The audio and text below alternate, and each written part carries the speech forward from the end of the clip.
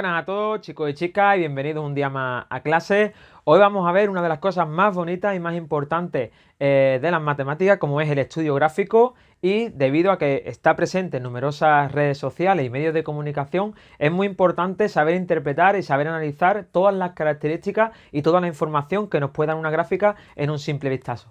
Así que sin más, vamos a coger, en primer lugar, vamos a estudiar esas características y después vamos a resolver un par de ejemplos para asimilar esos conocimientos. Sin que nada, vamos a ello.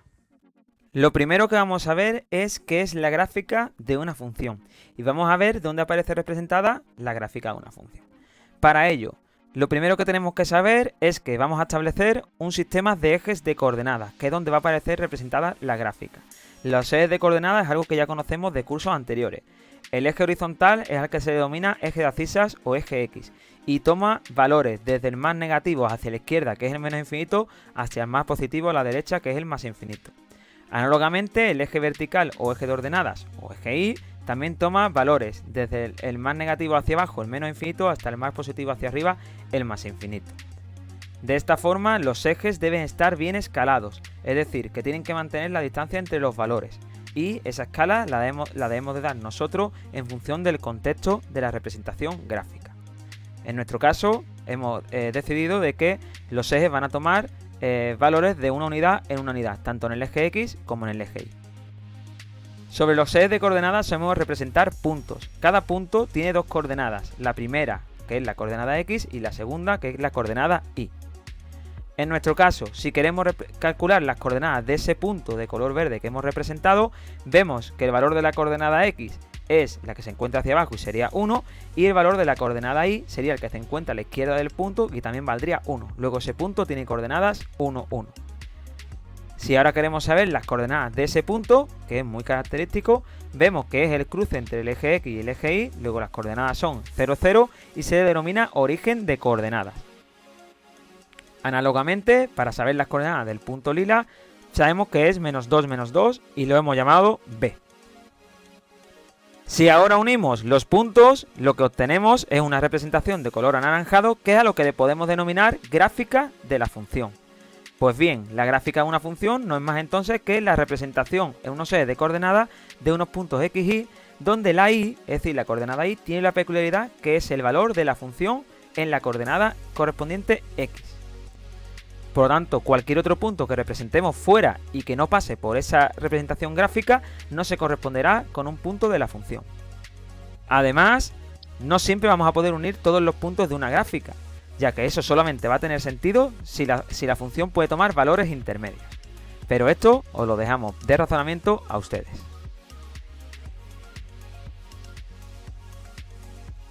Si tengo la gráfica, ¿cómo se identifica un punto de la función? Es decir, imaginar que tenemos ahora la siguiente gráfica y queremos saber el valor que toma la función cuando la X vale 1. Pues bien, lo que tenemos que hacer es desplazarnos hacia arriba o hacia abajo, dependiendo de dónde esté la función, y hasta chocar con ella. Es decir, nos movemos hacia arriba. Una vez que hemos chocado, ya tenemos cuál es la altura a la que se encuentra la función cuando la X vale 1 y vamos a ver su valor en el eje Y. Es decir, nos movemos hacia el eje Y y vemos que ese valor, la coordenada Y, va a ser f de 1, es decir, el valor de la función en 1. Por lo tanto, ese punto de la función tiene coordenadas 1, 1. Y así obtendríamos o identificaríamos un punto en una función.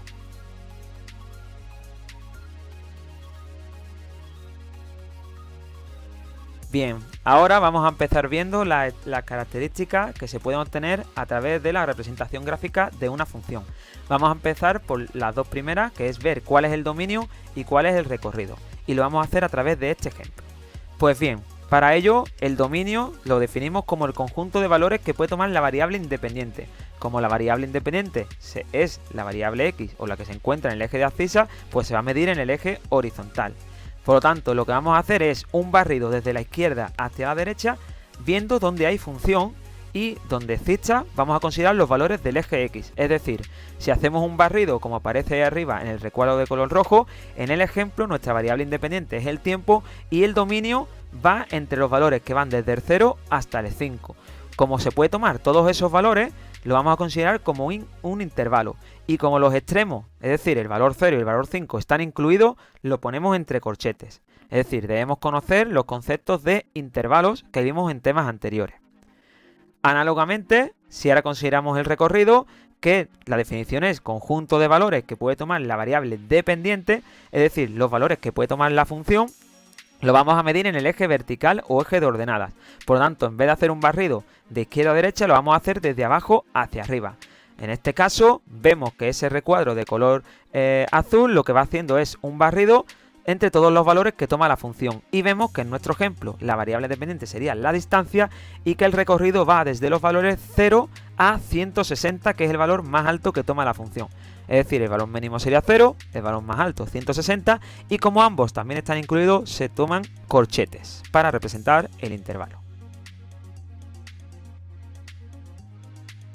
Veamos con otro ejemplo también cómo se obtiene el dominio del recorrido ahora de esta gráfica de aquí. Pero como aparecen ciertos elementos que no hemos tenido en cuenta en el anterior, pues vamos a hacer primero de todo un recordatorio de la representación de intervalos. Bien, recordemos que para representar un intervalo me hacía falta ver cómo eran los extremos.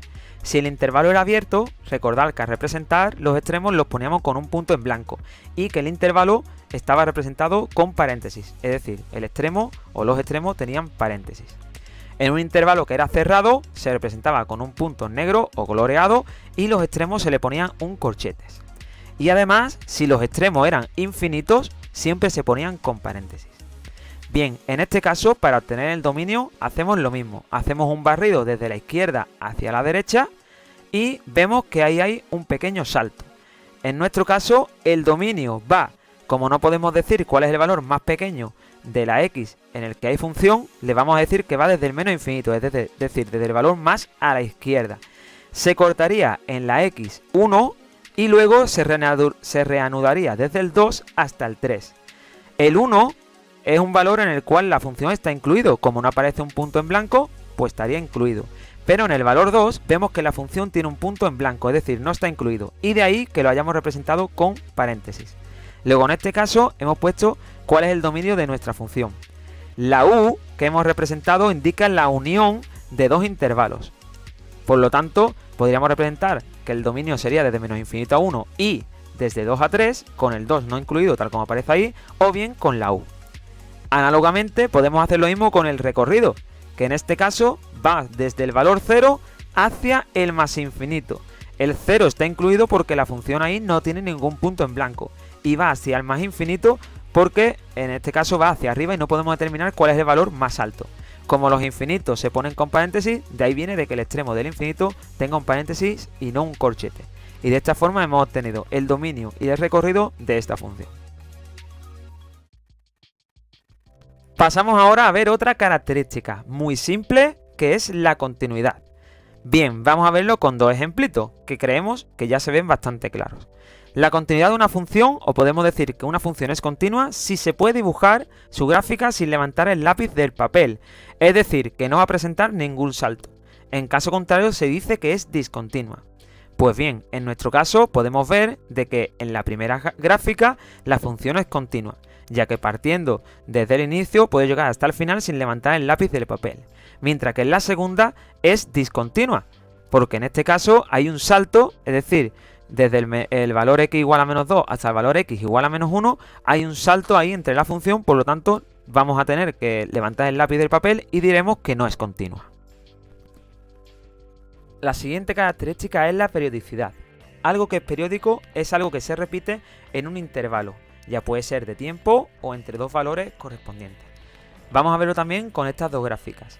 Bien, definimos la periodicidad como que una función es periódica si sus valores se repiten cada cierto intervalo y la longitud de ese intervalo en el que se repite se le llama periodo y se representa con una T mayúscula. Podremos ver que en la primera gráfica no hay nada que se repita, es decir, la función hace ciertos movimientos pero ninguno es periódico, mientras que en la segunda, que parece como una onda, vemos que cada cierto tiempo se repite de nuevo los valores de la función. Por lo tanto, en la primera decimos que no es periódica y que la segunda sí lo es, en este caso con un periodo de t igual a 2. Vemos que cada 2 unidades en el eje de abscisas volvemos a obtener el valor de la función. Es decir, si nos fijamos en los picos, se vuelven a repetir ese valor de la función cada 2 unidades en el eje de abscisas. Veamos ahora cómo se estudia el crecimiento y decrecimiento de una función. Crecer es ir hacia arriba y decrecer es ir hacia abajo. Por lo tanto, el crecimiento de una función lo que nos indica es que cuando aumenta el valor de la variable independiente, es decir, que cada vez que me muevo a la derecha, aumenta el valor de la variable dependiente, es decir, que la función va hacia arriba, es decir, aumenta el valor de la ordenada y. Por lo tanto, del mismo modo, un decrecimiento, decimos que una función decrece si cuando aumenta el valor de la variable independiente, es decir, me muevo a la derecha otra vez, disminuye el valor de la dependiente, es decir, que la función se mueve hacia abajo. Por tanto, en resumen, si nos vamos hacia la derecha, si la función va hacia arriba, crecerá, y si va hacia abajo, decrecerá. Otro de los casos que nos podemos encontrar es que ni la función crece ni decrece, es decir, que en un tramo se mantiene con la misma inclinación. En este caso se dice que es constante. El crecimiento y decrecimiento también se mide en el eje horizontal, por lo tanto vamos a representarlo como intervalos. En este caso los extremos, da igual que estén incluidos o no, siempre serán abiertos, es decir, los representaremos con paréntesis. En nuestro ejemplo, en la gráfica de ejemplo, vamos a marcar con unos recuadros los tramos en los que la función crece, se mantiene constante o decrece. Luego, en este caso, en verde, vemos que desde el 0 hasta el 1,5 del eje horizontal la función ha crecido. Si nos seguimos moviendo hacia la derecha, vemos que ahora se mantiene constante, luego decrece, luego vuelve a mantenerse constante y finalmente decrece. Hemos representado en rojo los que decrece, en azul los que son constantes y en verde los que crecen. Si ahora nos miramos en el eje horizontal X y apuntamos cuáles son los intervalos en los que ocurre este procedimiento, vemos que la función crece en el intervalo 0, 1,5, vemos que decrece de 2,5 a 3 y, es decir, una unión entre el 4 y el 5, y luego se mantiene constante en dos tramos, entre el punto 1,5 y 2,5 del eje horizontal y entre el 3 y el 4. Luego, de esta forma, hemos obtenido los intervalos en los que la función crece, decrece y se mantiene constante. La última característica que vamos a ver es cuáles son los máximos y los mínimos, es decir, qué es un punto máximo y qué es un punto mínimo y los tipos que hay. Y es una característica, como otras, que puede que aparezca o no puede que aparezca en la gráfica. Bien, para ello vamos a considerar de momento una representación gráfica de una montaña y sobre ella vamos a ver qué serían estos conceptos. Pues bien, si consideramos el relieve de la montaña, y es lo que vamos a ver que va a ser la forma que va a tener nuestra función, podemos considerar los picos que se han formado ahí. Pues bien, vamos a denominar máximo relativo a cada uno de los picos altos de la montaña, que van a ser en este caso los picos altos de nuestra función. Y esto va a aparecer siempre y cuando la función primero crezca y luego decrezca. Luego, siguiendo este concepto, los puntos que pueden ser o que van a ser máximos relativos son los que hemos representado ahí de color rojo, aunque hay uno que lo hemos representado de color verde por una cosa en particular, y es que ese punto es a lo que vamos a denominar máximo absoluto, que va a ser el valor más alto, el más grande que va a tomar la función. Igualmente, podemos definir los mínimos relativos como cada pico bajo de la función, es decir, estos que aparecen cuando la función primero decrece y luego crece. Luego, mirando de nuevo la gráfica, o en este caso la representación de la montañita, tenemos que los puntos mínimos son los que hemos pintado en lila. Y además podemos plantearnos que si ya que existen máximos absolutos, ¿pueden existir mínimos absolutos? Pues sí, en este caso los mínimos absolutos van a ser los picos más bajos de la función, es decir, el más bajo dentro de todos los que hay. Y eso van a ser los valores más pequeños. Además, hay que tener en cuenta que los máximos y los mínimos van a ser puntos, por lo tanto van a tener que tener dos coordenadas, una X y una Y, que va a depender de la función. Vamos a ver ahora con una gráfica cómo se obtienen los máximos y los mínimos. Tenemos los dos siguientes ejemplos. Vamos a hacerlo con el primero, el de la izquierda, y luego pasamos a hacerlo con el de la derecha. Si miramos esa gráfica, lo primero que vemos es que el dominio va desde -2 hasta 3. Luego, en este caso, sabiendo que el dominio va desde -2 hasta 3, podemos ver además que el valor del máximo relativo solamente hay un pico, que va a ser ese que acabamos de pintar en rojo y cuyas coordenadas son las 0, 1. Igualmente, el mínimo relativo, es decir, el pico que aparece en la gráfica, es ese que tenemos ahí pintado de lila, que es el punto 1, 0. Vemos además que hay un valor más alto o más grande, incluso que ese máximo relativo que hemos pintado, que es el que hemos denominado el máximo absoluto y cuyas coordenadas son la 3, 2. Igualmente, representamos de color azulado el que va a ser el mínimo absoluto y que en este caso tiene coordenadas menos 2 de la X, menos 3 de la Y. Con esto hemos acabado el estudio de cuál es el máximo y cuál es el mínimo de esa gráfica. Veamos ahora de la segunda gráfica. Lo que tenemos ahí pintado o que hemos representado, el pico que aparece ahí, sería el máximo relativo. Luego en este caso las coordenadas son 50, 0, ya que podemos observar que cada cuadrito de la gráfica es 10 unidades, tanto para el eje X como para el eje Y. Del mismo modo, tenemos que hay dos mínimos relativos. El primero tiene coordenadas 10 menos 45 y el segundo 80 menos 70. Ahora, con respecto al máximo absoluto, no vamos a poder definirlo, ya que si nos damos cuenta, la función, a medida que me voy más a la derecha, sigue aumentando hacia arriba. Es decir, el dominio iría desde el 0 hasta el más infinito. Por lo tanto, a medida que voy a la derecha, la función sigue creciendo y no voy a poder determinar nunca cuál es el valor más alto. Luego, en este caso, decimos que la función no tiene máximo absoluto.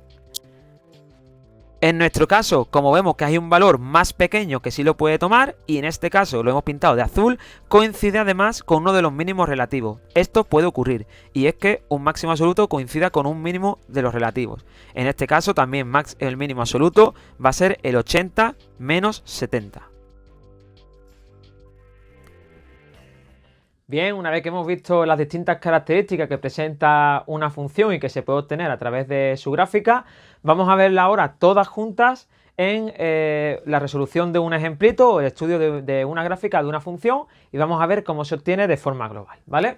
El ejemplo que tenemos es el siguiente, nos dan la siguiente gráfica y nos dan todos estos interrogantes que básicamente es dar un estudio bastante completo de la característica, en este caso más importante, que puede presentar la función. Vamos a ir poco a poco desde la primera. En primer lugar nos piden cuál es el dominio de esa función, ¿vale? Eso lo vamos a ver a la vista de la gráfica. Como ya hemos visto y hemos comentado anteriormente, el dominio se mide en el eje X, es decir, para qué valores de la X va a haber una función, es decir, aparecen esos valores de azul.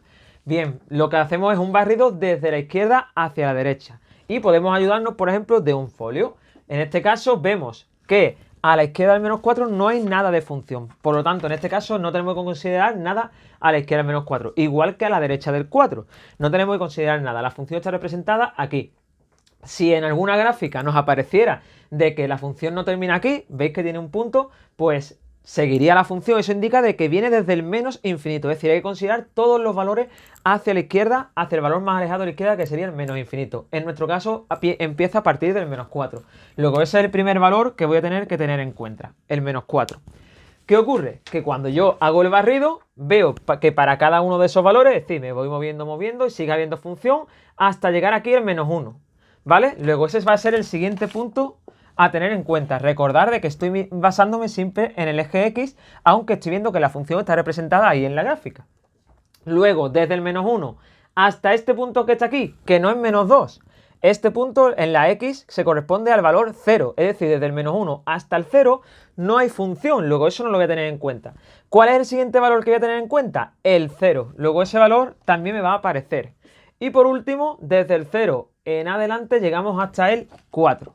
Bien, los he considerado así separados porque realmente lo que tenemos es, en este tramo hay función y en este tramo hay función. Luego tenemos dos tramos, o lo que es lo mismo, dos intervalos, cuyos extremos son, en este de aquí, el menos 4, menos 1, y en este de aquí, el 0, 4.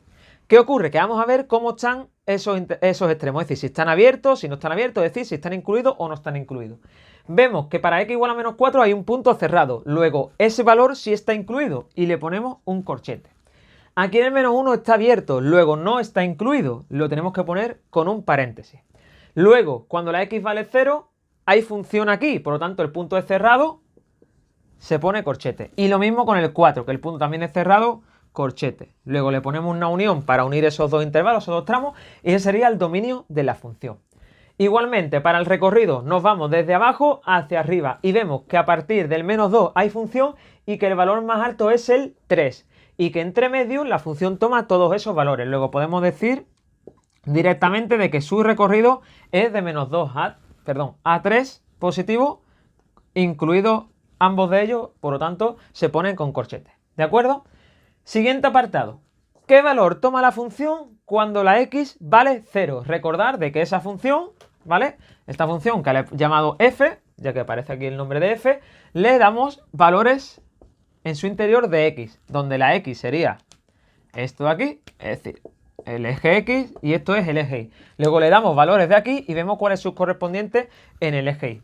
¿Cuándo vale la función cuando la x vale 0? Pues cuando la x vale 0, voy a buscar a la función y me dice que vale menos 2. Ahora, ¿cuánto vale la función cuando vale 1? Pues cuando la x vale 1, está cortando ella directamente a la función. Por lo tanto, ¿qué valor toma en la y? 0. ¿Vale? Porque yo lo que hago es, veo dónde está la x y me voy hacia el eje y. Ahora, ¿cuándo vale la y? Es decir, ¿cuánto vale la función cuando la x vale menos 4? Cuando la x vale menos 4, busco la función, choco aquí y cuando veo su valor en el eje y me dice que vale 3. Lo mismo, ¿cuánto vale la x cuando cuánto vale la función cuando la x vale menos 2? Cuando la x vale menos 2, me voy a la función, que llego aquí, y si miro el eje y me dice que eso vale 1. Y lo mismo, ¿cuánto vale la función cuando la x vale menos 1? Cuando la x vale menos 1, ahí hay un problema. Porque vemos que el punto está abierto, es decir, ese valor no lo podemos tener en cuenta, o lo que es lo mismo, no existe función en ese punto, porque además no está en el dominio, ¿veis que no está incluido? En ese caso no podemos calcular el valor de la función, y se pone este símbolo que indica que no existe, ¿vale? Esto es como una E al revés, y el tachado indica de que no, por lo tanto no existe ese valor, ¿vale? No es válido. Pasamos ahora al caso contrario, me dice, ¿qué valor o valores de la x cumplen que la función vale 2? Es decir, ¿dónde la función vale 2? La función, recordar, f de x es, como he dicho antes, el valor de la y. Por lo tanto, ¿cuándo la y vale 2? Es lo que me están diciendo. ¿Cuándo la y vale 2? La y vale 2 aquí. Por lo tanto, ¿para qué valores de la x? Pues tengo que hacer el proceso contrario. Voy a buscar a partir de aquí dónde choca la función y voy a ver qué valor o qué valores de la x ocurre eso. Si yo lanzo de forma horizontal una recta en el valor 2, ahí más o menos, ¿vale? Y ahora abajo vemos que hay dos valores de la x para los que eso se cumplen, que sería el menos 3 y el 2. Luego la solución a esto sería x igual a menos 3 y x igual a 2. Es decir, para esos dos valores la función toma el valor 2.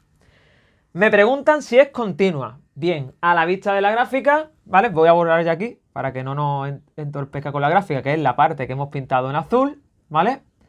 A la vista de la gráfica podemos ver que la función no va a ser continua. ¿Por qué? Porque para que sea continua tengo que dibujarla sin levantar el lápiz del papel. Pero yo cuando empiezo a moverme por aquí, para pasar aquí tengo que dar un salto, tengo que levantar el lápiz. Por lo tanto, la función no es continua porque presenta un salto. Y periódica. Periódica es si se repite la misma forma prácticamente o toman los mismos valores cada cierto tiempo. Y vemos que aquí no hay nada que sea periódico. Primero baja, después sube, luego baja, pero no hay nada que sea periódico, ¿vale? Por lo tanto, no hay nada que se repita y no va a ser periódica. Pasamos ahora a ver cuándo crece la función. Ya vimos que una función crece básicamente cuando va hacia arriba. Es decir, cada vez que nos movemos hacia la derecha tiene que ir en aumento. A la vista de la gráfica vemos que hay un tramo donde crece, que es desde aquí hasta aquí. El crecimiento se mide siempre en el eje X. Luego, ¿entre qué valores la función está creciendo? Entre el 0 y el 2. Luego, en este caso, y siempre entre paréntesis, decimos que la función está creciendo en el 0, 2, en ese intervalo de aquí. Lo mismo con el decrecimiento. Vemos que la función decrece en este tramo de aquí y luego de aquí a aquí. Por lo tanto, desde el menos 4 hasta el menos 1 también el eje X decrece y luego desde el 2 hasta el 4 también decrece, ¿vale? Si os dais cuenta, desde el tramo que nos falta, que es el 0,2, es donde crece, ¿de acuerdo? ¿Cuáles son los máximos relativos? Bien, un máximo relativo, como ya dijimos, lo que tiene que hacer la función es primero crecer y después decrecer. Y ese pico que se ha formado es a lo que denominamos máximo relativo. Por lo tanto, ¿dónde ocurre eso? ¿Dónde hay un máximo relativo? ¿Dónde la función primero crece y luego decrece? A la vista de la gráfica vemos que aquí, en este puntito de aquí, hay un máximo relativo, ¿vale? Ese valor va a ser máximo, es un pico alto. Por lo tanto, Como un máximo es un punto, hay que decir qué punto es. En este caso, este punto tiene coordenadas 2, 2, ¿vale? Luego el máximo relativo es el punto 2, 2. ¿Cuáles son los máximos absolutos? Los absolutos es los puntos que sean, o sea, el valor más alto que toma la función y el cual yo puedo considerar como un valor que puedo tomar, ¿vale? No es un valor que se dé en el infinito, sino que yo lo vea a la vista de la gráfica. Por lo tanto, el máximo absoluto, el valor más alto que alcanza la función no es este de aquí, porque su valor más alto es este. Es decir, se alcanza en el menos 4, 3, porque ya no hay ningún valor más alto. Por lo tanto, el punto, en este caso, el máximo absoluto de esa función es el menos 4, 3. ¿Ok? Y lo mismo hacemos con los mínimos relativos y absolutos. Para que haya un mínimo relativo, la función tiene primero que decrecer y después crecer. ¿Qué ocurre? Que aquí tú dices, aquí decrece y después crece, sí, pero no está unida. Por lo tanto, ahí no puede haber un mínimo relativo. Este punto de aquí, por muy pequeño que sea, no va a ser un mínimo relativo, ¿vale? Y de hecho, la función no tiene mínimo relativo. Tiene que ser una curvita o un pico, ¿vale? Pero que tiene que estar unida. Por lo tanto, no hay mínimo relativo. Aquí no hay mínimo relativo. Y absoluto, es decir, el mínimo absoluto, igual que el máximo absoluto, va a ser el valor, en este caso, más pequeño que pueda alcanzar la función. Y vemos que el valor más pequeño que puede alcanzar la función es este de aquí. Por lo tanto, ¿en qué punto se alcanza? En el 0, menos 2. Luego mínimo absoluto en 0, menos 2. Es el valor más pequeño. Y de esta forma, pues ya hemos dado solución a todos los interrogantes que se nos han planteado dentro de esa función. Así que nada, hasta aquí este ejemplito. Vamos a pasar ahora a resolver uno, pero ya en un contexto real. Vamos a ello. Bien, tenemos ahora la siguiente situación real. Nos dicen que se le ha controlado la temperatura a un enfermo durante un número determinado de horas, ¿vale? Y los datos se han obtenido o se han recogido en la siguiente gráfica. Entonces, a la vista de la gráfica, se le han dado a un doctor y le han dicho que analice qué es lo que ha ocurrido en ese periodo de tiempo, ¿vale? Por lo tanto, en primer lugar, cuando lo tiene delante, tiene que identificar quién es la variable independiente y quién va a ser la variable dependiente. En este caso tenemos dos variables. En un lado, la que está colocada en el eje horizontal, que es el tiempo, ¿vale? Que le hemos llamado t y que se va a medir en horas. Y luego tenemos la que se ha colocado en el eje vertical, que va a ser la temperatura, ¿vale? Y que va a venir dada en grados centígrados. Entonces, en este caso, la lógica nos dice es que la temperatura va a depender del tiempo que ha pasado. Es decir, para cada tiempo yo tendré un valor de temperatura. Por lo tanto, siempre la variable independiente va a ser la que se coloque en el eje horizontal. En este caso va a ser el tiempo en nuestro caso, ¿vale? Y la variable dependiente va a ser, en este caso, la temperatura. Luego ya estos son datos que podemos obtener a la vista de la gráfica. Preguntas que se le han hecho. ¿Cuánto tiempo ha durado la medición que se le ha hecho al paciente? ¿Durante cuánto tiempo se le ha estado tomando la temperatura? A la vista de la gráfica vemos que la gráfica está dibujada en un periodo de tiempo que va desde 0 hasta 9. ¿Pero qué ocurre? Que desde 8 a 9 ya no se han tomado mediciones. Por lo tanto, por mucho que yo aquí en mi eje haya representado más valores, solamente tengo que considerar en los que hay función. Luego ha durado desde 0 hasta 8. ¿Cuánto tiempo duró la medición? Pues podemos decir que ha durado 8 horas, ¿vale? No hace falta que escribamos el intervalo de tiempo, ¿vale? Con decir que ha durado 8 horas sabemos que partimos de un instante 0, de una hora 0. ¿Cuándo la temperatura fue de 37 grados centígrados? Pues en este caso lo que tenemos que hacer es ver para qué valor es la temperatura o para qué valor la temperatura fue de 37 grados centígrados. Cuando la temperatura mide 37 grados centígrados tenemos este valor de aquí, pero si vamos en recto, o sea, en línea recta, vemos que aquí también se ha ocurrido. Por lo tanto, vemos que en este caso la temperatura tiene 37, o sea, el paciente tuvo 37 grados de temperatura cuando había pasado una hora y 37 grados de temperatura cuando ha pasado 6 horas. Esto lo podemos hacer lo mismo, marcando sobre la gráfica y viendo a qué valor de la X le corresponde esa temperatura. Luego vemos que la temperatura del paciente fue de 37 grados centígrados a la primera hora de medición y a la sexta hora. Luego, ¿cuándo la temperatura fue de 37? Sería a la primera y a la sexta hora de medición. ¿Vale? Además, aquí esta que se me ha pasado era cuál es la temperatura inicial. Es decir, inicialmente cuando empezamos a medir no ha pasado nada de tiempo, por lo tanto no ha pasado nada de horas. ¿Cuál es la temperatura ahí? Vemos que está entre 35 y 36 en la mitad, pues 35,5. 35,5 grados centígrados. ¿Cuál fue la temperatura máxima? Es decir, la temperatura más alta que se obtuvo. Pues vemos que a la vista de la gráfica la temperatura máxima fue de 39 grados.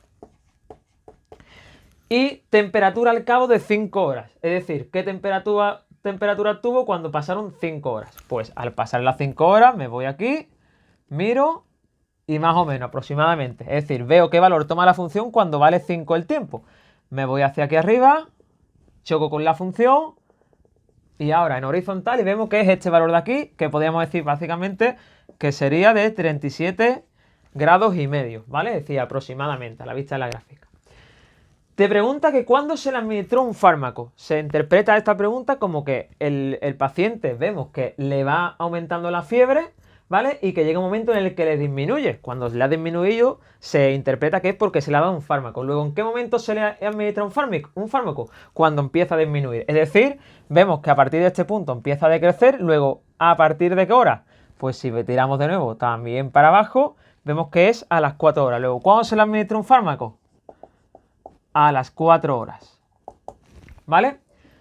Dice, ¿se mantuvo constante la temperatura en algún momento? Pues vemos que, viendo la vista de la gráfica, vemos que primero crece, luego se estabiliza y luego decrece. Por lo tanto, en este momento que se ha mantenido constante, es donde tenemos que darle la respuesta a esa pregunta. ¿En qué momento se mantuvo constante? Pues vemos, de nuevo, otra vez, voy a borrar ya por aquí en medio para que no nos dé problemas y no nos líe más las líneas estas que tenemos aquí. ¿Vale? Vemos claramente de que a partir del instante 2 o de la hora 2 hasta la hora 4, ¿vale? Es cuando se ha mantenido constante esa gráfica. Por lo tanto, ¿se mantuvo constante en algún momento? Sí. Entre la segunda y la cuarta hora. Es decir, que ya ahí habríamos con esto dado respuesta a todos los interrogantes a la vista de la gráfica. Y es simplemente teniendo en cuenta las características. Porque en este caso, ver cuándo la temperatura toma ciertos valores es ver los valores que toma la función, ¿vale? O ver, por ejemplo, si se mantiene constante, es simplemente en qué periodo se ha mantenido constante la función. O ver cuándo es la temperatura máxima, pues en este caso son los máximos de esa función. Nos podrían preguntar cuál es la temperatura mínima.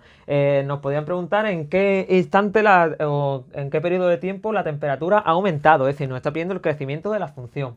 Si esta gráfica se moviera de forma periódica, pues nos diría si es periódica. Nos podría decir si es continua la función. También, porque vemos que se puede dibujar sin levantar el lápiz del papel. Es decir, cierta información que dependiendo de la gráfica que queramos estudiar, pues tendrán más relevancia o menos relevancia. Así que nada, como estos ejemplos podemos encontrar muchísimos más. Como ya he dicho antes, están presentes en numerosos medios de comunicación, en las redes sociales, y es importante y sería interesante que ustedes mismos cogierais cualquier gráfica e intentarais buscarle las características y darles respuestas a interrogantes que se pueden plantear a través de ellas. Así que sin mucho más, hasta aquí la clase de hoy. Espero haberos ayudado, espero que con esto podáis hacer los ejercicios que se os van a plantear y resolver los interrogantes que se os planteen a través de ellos. Así que nada, espero que os haya gustado el vídeo y nos vemos en el siguiente.